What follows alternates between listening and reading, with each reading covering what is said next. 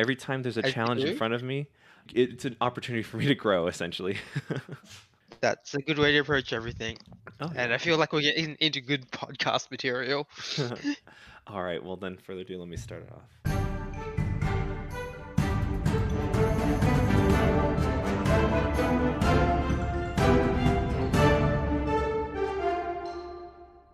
Hi, and welcome to another episode of Dungeons and Degrees. My name's Adrian, and Alex is actually not here today. She was a bit ill, and she said, "Go on ahead and start the podcast." But I have with me is another special guest. Special guest, introduce yourself.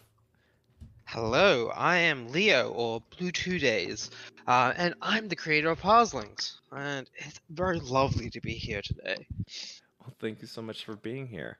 The reason why I brought you up here is because my friend Ian told me about you helping the creative process of his game, and you've got your Kickstarter already funded and everything. And I'm not 100% sure where you're at on like distribution or how much editing's gone left, but just kind of update, tell me about what's been happening with your game. Well, as far as things go, we're actually all done with the editing and the art and everything. We were done when the Kickstarter went live. So all this time, we've just been going through a lot of little things to get shipping done. So we've been setting prototype prints, getting them back to the publisher. They've been reviewing it. We've been making minor adjustments, and then we've been waiting for new prototype prints to come out.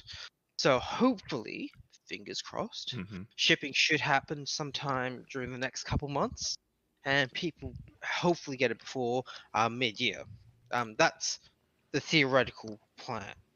Now, if anything does happen, I'm going to just say I blame COVID, but who doesn't these days? Yeah, no, it's a very it happens, shipping kind of runs down because people can't be as packed in together as much. So, and just Yeah, their process slows. They have to be a little bit more worried about what their work day's like and all that stuff. But COVID in general can be an easy way to say, "Hey, this is what's happening. I'm so sorry," kind of thing.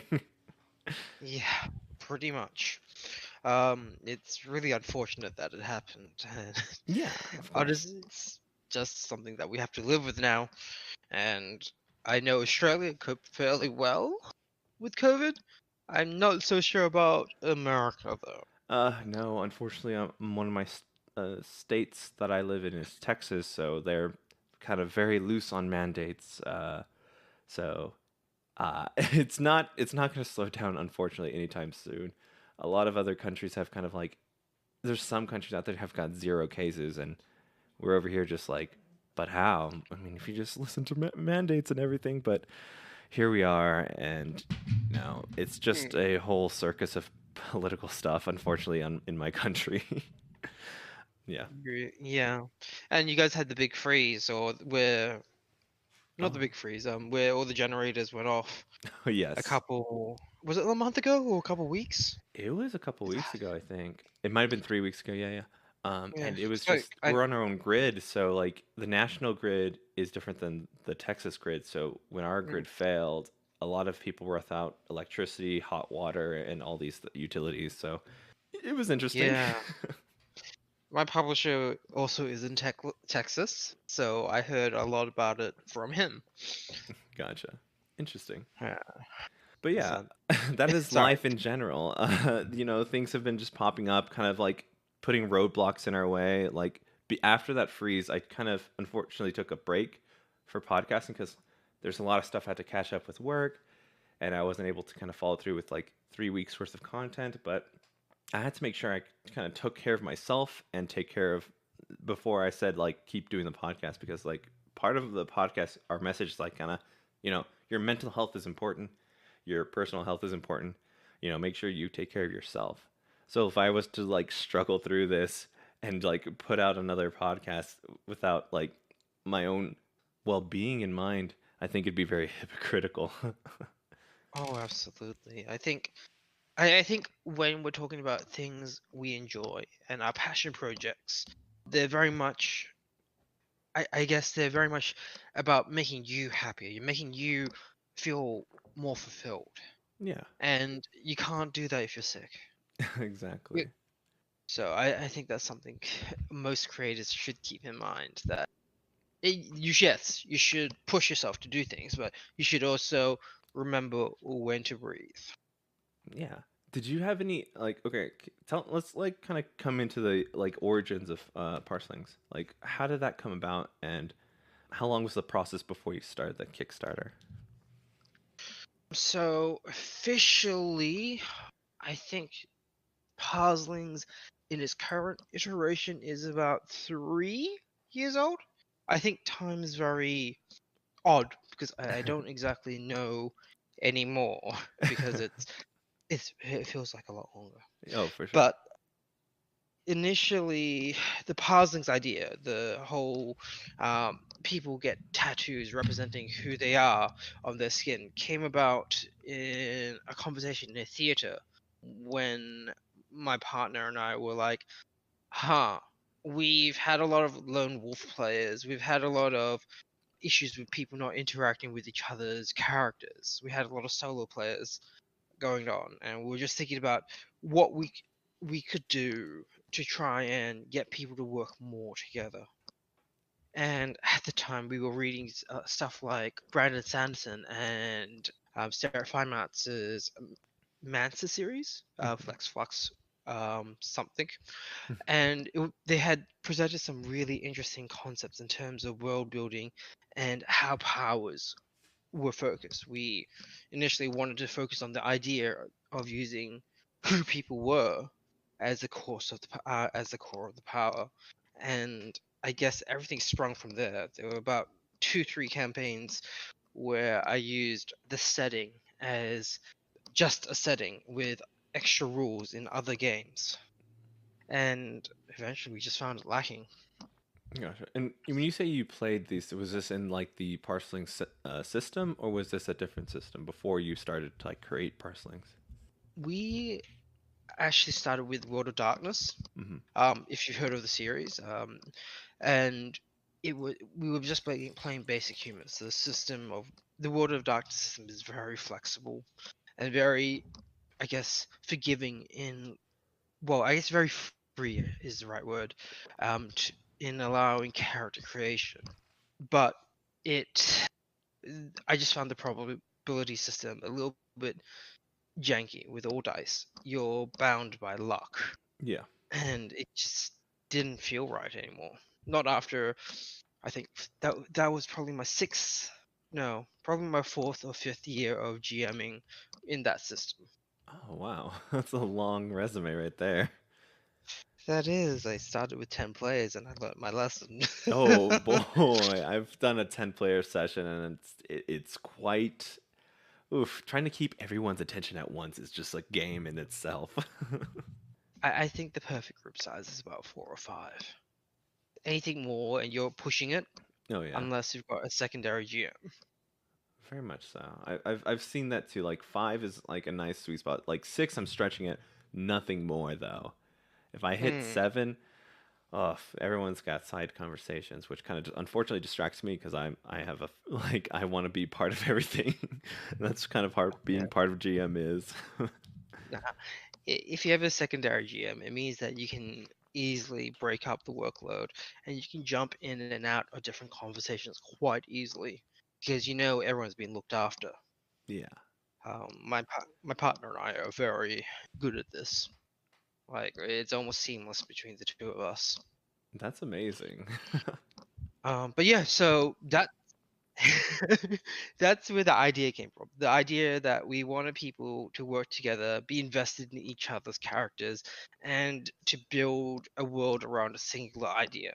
So, for those that don't know Parslings, basically, it's a world. Well, it doesn't have to be. It doesn't have to be set in the modern day. It could be set in any period of time. But it's a world where this sort of magical parasite has sort of started to invade the world, and it's this entity that gets very attached to certain concepts and ideas. When it attaches itself to a human, they become something called a parsling, and tattoos, which I guess reflect the person's personality or what people perceive them as. So basically, their identity start to appear on this. person. And alone, these tattoos don't do anything at all. But when you bring them in contact with other people, you can make magic happen. So, what does the phrase cold shoulder mean to you? Cold shoulder, essentially, just kind of like you yourself are kind of isolated or cold or just like kind of push off. You push everybody Mm, away, kind of thing. okay.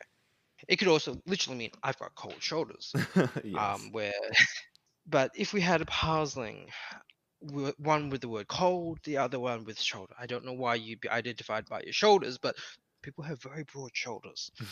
Um, but if you brought them together, they could apply the phrase cold shoulder to someone else to make people make them ignore other people, as in giving other people the cold shoulder.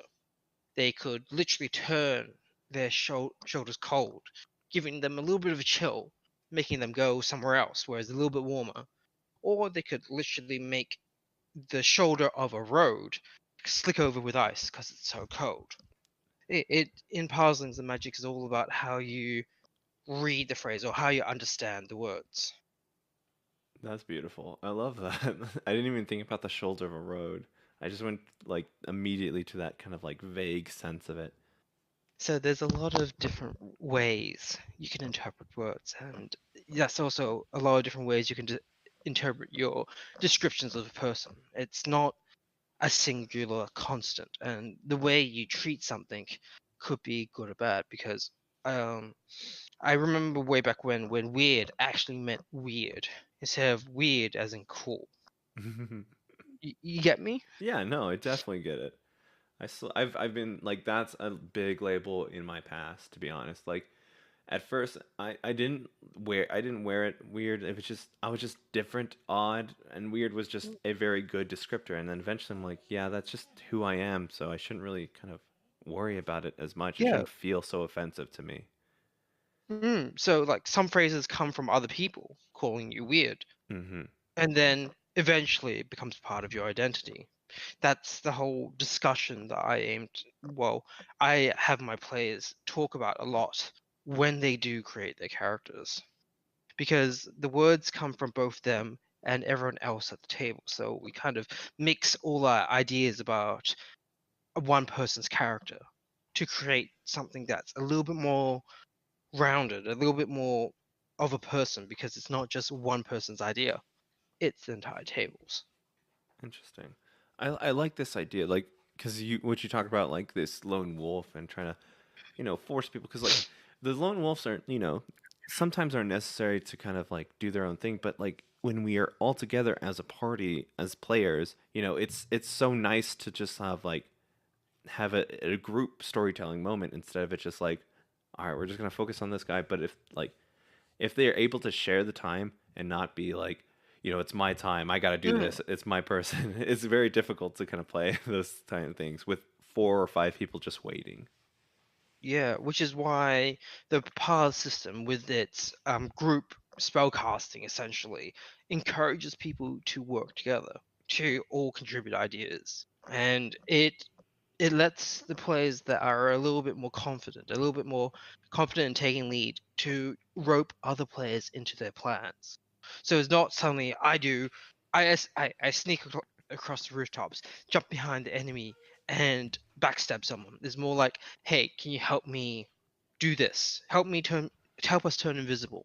Yeah. Help us get behind the enemy, and we can do this together. Yeah. Okay. Um, So I've got a yeah. brief Yeah. knowledge, and you've kind of like hit up the stuff that I kind of read on the Kickstarter. But I was wondering, do people have just one singular word, or does it change as their identity? So usually what we do is we give people about 4 words at the start of the game, Hmm.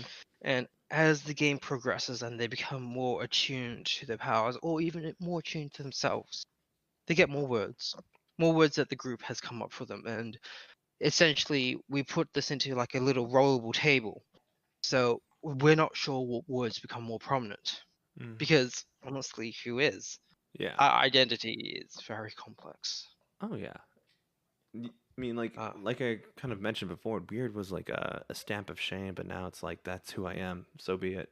Things change and alter, the words, the meanings. yourself kind of alter with time and experience. Yeah, it's really weird because like my parents used to always call me like in Chinese like skinny chicken, Hmm. and it's hard even now that I'm a little bit more bulky, even now that I'm probably a little bit overweight, not too much, just I've been hitting KFC a little bit too much over the last couple years. Yeah. I still think or identify myself as skinny because that's all my parents used to say. And even though now they call me fat, a little bit fat in the whole Asian, loving, caring parents way, Yes. Yes. uh, I still identify as skinny because that's what hit me in in my formative years. Even though I consciously know when I look in the mirror, I could hit the gym a little bit more, Yeah. but I still identify with the whole idea that I am skinny, and I can't shake it. I mean, just your upbringing is such an important and formative years that like those words, those meanings, these things get stuck in us. It's hard to Yeah. shake. And I think that's what a lot of that's what I want to convey. The fact that the way you describe other people does, in fact, have a long term impact on them. So I want to talk about this kind of like card system and balancing it and how you had to like kind of think about it or the attributes. So, Yes, sorry. It's essentially, a lot of stuff I just asked. My apologies. essentially, the card system revolves using a deck of regular poker playing cards. You've got four different suits. You've got your diamonds, you've got your spades, your clubs, and your hearts. And the way that I've decided to use them is to have them represent different ideas, different ways of thinking. Your hearts is all about how you interact with other people, your social skills. It's whether you deal with them with charm, make them like you, or with cunning, which is sort of manipulative and I guess readjusting other people's expectations of you. Mhm. Whether you use it with clubs or brute force, it's your way of interacting with the world in a physical sense, whether it's brute force or if it's with a delicate touch. And we've got your spades, which is sort of like your intellect, how you rationalize and understand and interpret the world. Oh, sorry, I forgot the diamonds. The diamonds are sort of like the raw unknown in you. They're the potential that you didn't know that you had, but or other people didn't know you had. They're sort of like the hidden reserves, the things that you surprise yourself with. But essentially, the idea is that we take a portion of this deck to create your character's mind, as well as how they are interpreted with other people. So, out of the base 52 cards in the deck, you normally start with about 16. So you choose some clubs, some spades, some diamonds, some hearts, and that forms sort of your character's thought process. So when you're drawing cards, it sort of, I guess, emulates how your character is thinking at that point in time and how they want to try deal with the problem at hand. If that makes any sense. No, it does. It's essentially like, all right, do they have the physical ability right now? So you draw your Mhm. cards, essentially saying like, well, he might be too tired or he's just thinking a lot right now. Like depending on what cards you pull is kind of like says the story of what their mindset is at the current moment. Yeah, exactly. And if you fail, the GMs can take a look at the cards that you've drawn and explain why you failed. So it's not suddenly, oh, you couldn't climb up that ladder. It's like, oh, you were overthinking stuff, and that caused you to waste time, or you're too busy smack talking your friends that the guard came before you even got up the ladder. That sort of thing, and it does help guide GMs. I know it helps guide me in describing how things go, or even letting the players describe what happened. Yeah. So it's a very powerful storytelling tool just by using cards which have a little bit more personality than a single number on a dice. Sorry, I'm very dicist. I wouldn't have made this system if I wasn't dicist. Um, but essentially, it's it's a way of getting more in character. So the changes in the deck, they reflect how your character grows and matures Hmm. and changes over time. Even if their physical build and their skill base doesn't change, it's a reflection of who they are at that very point in time. And I can tell you the number of times that my players have said, "Oh, I feel very strong now. I know that after removing all these cards, I've only got clubs left. I need to go head first and do things in Oh, a very direct way." Whereas, so when you take injuries, cards come out of your deck, okay. and it basically reduces what your characters can do. It limits their options, and it empowers the characters, the players to know what the next actions are, because 16 cards is a little bit easier to sort of card count. Yeah. They sort of know what's in the deck, what their options are, and they can always predict what they're going to do next. So the more injured you are, even though you have less options, you're more likely to succeed. That's such a Uh, cool concept. Just kind of like, I mean, it's part of the deck building kind of experience of just kind of cutting down your cards when you know, abilities to trash, but this injury based and just like, okay, in this moment, I know what I need to give up and focus on so I can succeed. I think that's really cool. I think that was one of the biggest things that I had to balance with this game, how the HP worked. And it took a couple of tries to get this right. Yeah. Um, but essentially, what I decided is that when you actually get severely hurt, so when it's not just minor scrapes or bruises or hurt ego, you Mm-hmm. actually start taking serious damage. Like, you're starting to bleed out. You're starting to take a wound that could be fatal if left unattended.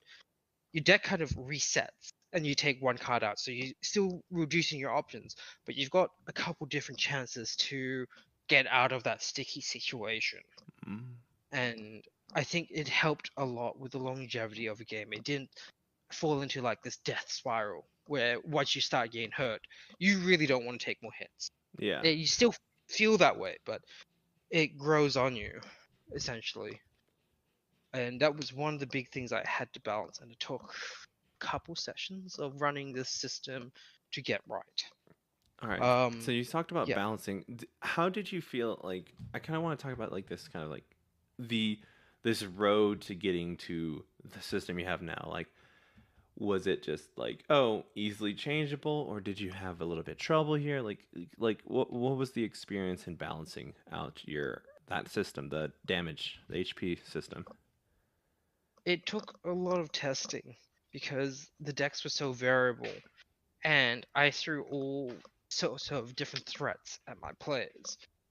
And we found that sometimes at the start it was very overtuned, but once we added in that little barrier for health, people didn't die as frequently if they built a character that's, well, even if they built a fragile character, it still took more than a turn to kill them. So they always had a chance to react, to do something to get out of their state of danger. So it definitely was dicey before this was introduced, but once it was introduced, I haven't had to touch it too much. So it was a logical decision, but it took a lot of thinking and discussion with my original alpha group to develop, to sort of come to this conclusion that we needed a key little thing. And what's a tabletop system without damage? Well, yeah, no, I think that it's just like this idea of like these ideas don't just pop like into perfect place. It took some time, it took some readjustment, and it took a conversation between your alpha testers who, I guess, helped you out tremendously. Oh yeah, like without my various stages of testing of the system, the idea, without the cards, without testing how the cards worked in the actual scenario, it was very hard to get to this point. Without them, this game wouldn't be here. Yeah, I think it's good, important to have those other perspectives when creating, because sometimes you're so deep into, your project that you can't see like potentially an obvious answer because your mind is Yeah, so warped around it. exactly. It always takes a second perspective, and the key thing is to not dismiss it right away. It's about taking your time to review it, taking a step back, disengage yourself with the project, and come back with a fresh pair of eyes. Yeah. I think it's hard when someone like comments on something, it could feel like a personal attack at first, and you're just like, whoa, let me just calm down. I think they all just, I mean, I'm glad they're talking to me about this and not just kind of like holding it up inside them. So, Mm. I mean, that's I personally from my DM experience kind of thing. I think I've had my share of situations where I've been wrong, and my share of situations where the player's been wrong in other campaigns. So I sort of learned that lesson early, that everyone has their own story. Exactly. Like they're not trying. You explain to them why you believe the way things should go is this way, and if they, or like, oh, maybe we can, and let's discuss how we can change things. Recently, I Hmm. made an on-fly decision, just like there's this spell in D&D where it cancels light, but this was his like divine cleric spell, and I'm like, well, that's just I don't know how to what magic versus divine magic. I don't or like spellcasting Hmm. versus divine, and I'm like, how do I marry this? How do I make sure that both people get what they need but doesn't break my game? So instead of it canceling out, they both have it in the same sphere, but so the ability gives temp HP. As long as they have temp HP on the guy that's casting this darkness spell, Hmm. only you can see through the darkness because you have that like health tether to them. So I made that on the fly, and I'm like, listen, straight up, this may or may not work. I might resend this call. We're gonna try to see how things go. It sounds like you know how to beta test. it it's definitely those situations where you need to come to an impasse, Mhm. where you admit that you aren't in complete control, but in doing that, you sort of get a little bit more control as people understand your situation. Everything's about talking, you know? Mhm. That And communication with them. exactly, like tabletop RPGs are a very social game. You can't do them alone. Or it's not the same when Yeah. you do them alone. Because you might as well watch a TV or play a video game, Yeah. you know? Yeah, no, I agree with that. You're here with your your friends or your comrades in arms or whatever you want. And this is a thing that we do together, if you want to do your solo thing, like, hey, we can do your solo thing, but like we can do it outside of this time frame because we have everyone together. So let's play together. Let's talk together. Let's come up with ideas together. Let's ruin the DM's plan together. Yeah, exactly. It's all about doing things together. And honestly, hopefully, if you're DM, you don't mind your plans getting foiled because that's what makes it an exciting story. You're building things with your friends. Yeah, this idea that like the mini minds can beat this overarching big bad evil guy who's got his singular plan and he's slowly manipulating people. But like these group of heroes or adventurers, they come together and they're like, "Hey, we have this diverse amount of ideas. Maybe we can circumvent something that this single mind has made." Exactly. That's the dream. That's the adventure. That's the premise of every superhero team. Exactly. Yes. Yes. Yes. Let's talk about like, oh, you know what? I want to know what was your first character, I guess, in Parselings, like when you created it, and what was their words? Oh, I think I think the first villain I made was I'm trying to remember now. It's been so long. It's been I ages, think yeah. one of the first villains I made was sort of this parseling of steel, and they became so consumed by their word that they needed to be steel in every sense of the word. And in parselings, when you sort of die, you take one of your words, or you have the possibility of taking one of your words and becoming almost like an inhuman version of yourself embroiled in that one word. So it became like a parseling or incoherent of steel. So it was this monster that ate steel, breathed steel. It turned, it could manipulate steel. But I guess that's not really a parseling. That's sort of like the next step. It's when someone becomes so enamored with the word they unrecognizable. I Gotcha. guess the first character, in a sense, is Alana Milieu. and she had the words mark secure and mark secure safe and something else I can't remember off the top of my head, but she was like this big corporate CEO leader type, which I later turned into someone that assumed the role of CEO after a quarantine went down and they were cut off from the rest of the world. But essentially, she was supposed to be like this altruistic type that was trying to put things together but had to occasionally get her hands dirty because the world isn't perfect. Mm-hmm. And yeah, so that was my first character. She's grown a lot, and she does feature prominently in the module that I released with the rulebook, and she will appear again later in the future. But I guess that's my first character, my first Parseling character. Awesome. So when you say steal, because it's a word, can it mean both stealing and steal, or is it like the letters are there and like you can kind of visualize that word bank? Typically, well, unless you purchase specific things in the game, Gotcha. the words are set how they're spelled. But again, in some cases, I've always bent that rule because it made it more interesting. It made it more fascinating to have the double meaning. Because if you start doing that, you open yourself. At least from a rule base, I had to cut this back from the original system. Instead of making it a constant thing, it's a special thing that if your GM says yes, you can do this, then yes, you can go ahead. But initially, yes, that was in the cards to sort of pun words out, if that makes any sense. Oh, it does. It does. I was smirking, but you can't hear a smirk. But yeah, that's interesting. I was just kind of curious.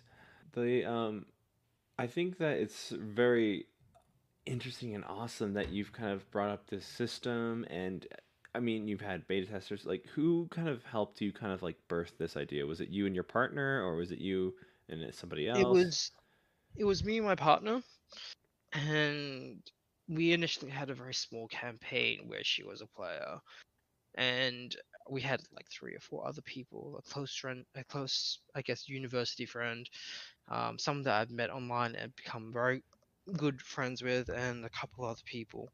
But that was the original setting before the card system, and then a lot of ideas developed over the course of that campaign. It sort of fixed some ideas in place, but it wasn't 100% Parselings at that point in time. It was World of Darkness plus Parselings. Hmm. The next scenario, yeah, we had like a group of 10 players, and my partner and one of my previous players were GMing with me, so we handled up to 12 people. Oh wow. And it was a fun campaign. It, it certainly helped us flesh out a lot of different ideas, and some of my core beta testers of the actual card, sorry, core alpha testers of the card system came from that group. And then after that, we just felt like the numbers were getting too conflated. The system didn't work how we needed it to create a nice storytelling system. Like with World of Darkness, if you've got exploding dice. So when you roll one dice, if you get a 10, you roll it again. And it just conflated the numbers too much. There was too much math involved in everything. So we decided that we needed a new system. We needed to make something from scratch. And we took a lot of inspirations from stuff like Shadowrun and World of Darkness when building the system. And people familiar with those games will see it in Parselings. But we needed something that conveyed a little bit more to make things a bit more interesting. And that's when I started going into the card system. And it was kind of a mess when I first started, but it got better very quickly, thanks to my alpha tester group and how excited they were with the game, with me, with the whole concept of everything. So there are a lot of key people in the formation of this game, Mm-hmm. and I don't think I could have made such a polished product without any of those people. There were changes that were introduced in beta testing when I opened it up to other GMs, but none of the changes there were as significant as the stuff that was derived from those campaigns before the alpha testing and before it was even a system. Well, that's really great that it came all the way to here, and that's beautiful. Yeah. I like to think of it as it's part of the parsing experience. We made something together, and we took it to finish. We took it to finish, and they are still involved in the game systems every now and again. So it's not like it left their hearts. They're still very much active in the Parseling community, even without me. And I think that's a sign that you've met some good players, or you've done something right as a GM, if they want a GM on their own. Yeah. No, for sure. That's such a good feeling that they want to continue the thing that they kind of started, or you started. Yeah. Yeah, it's hard when you create something for other people and you let them create it with you. It's no longer just your own concept. It's something that you've all pitched in some shape or form.